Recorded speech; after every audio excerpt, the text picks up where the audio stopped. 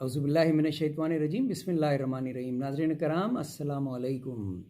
آج کل تلاوت کر رہے ہیں سورہ توبہ کی، اور آج پہنچے ہیں آیات 46 سے لے کے 50 تک۔ انتہائی اہم آیات ہیں۔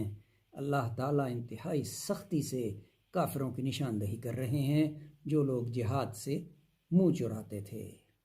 وَلَوْ أَرَادُوا الْخُرُوجَ لَأَعَدُّوا لَهُ عُدَّةً وَلَٰكِنْ، اگر وہ چاہتے نکلنا تو ضرور تیار کرتے کچھ سامان اس کا، لیکن پسند نہ کیا تو اللہ نے ان کا اٹھنا سو روک دیا ان کو، اور حکم ہوا کہ بیٹھے رہو ساتھ بیٹھنے والوں کے۔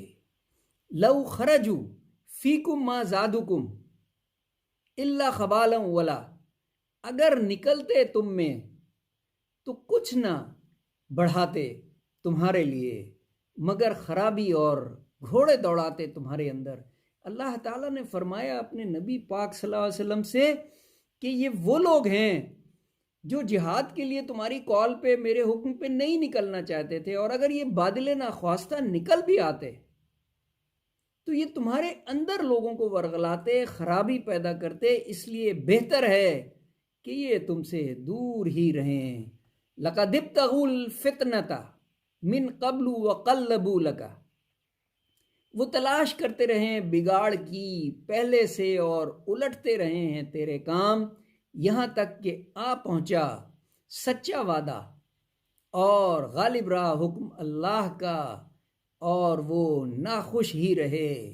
وَمِنْهُمْ مَنْ يَقُولُ ائْذَن لِّي وَلَا تَفْتِنِّي، اور بعضے ان میں کہتے ہیں کہ مجھ کو رخصت دے اور گمراہی میں نہ ڈال، سنتا ہے وہ تو گمراہی میں پڑ چکے ہیں، اور بے شک دوزخ گھیر رہی ہے کافروں کو۔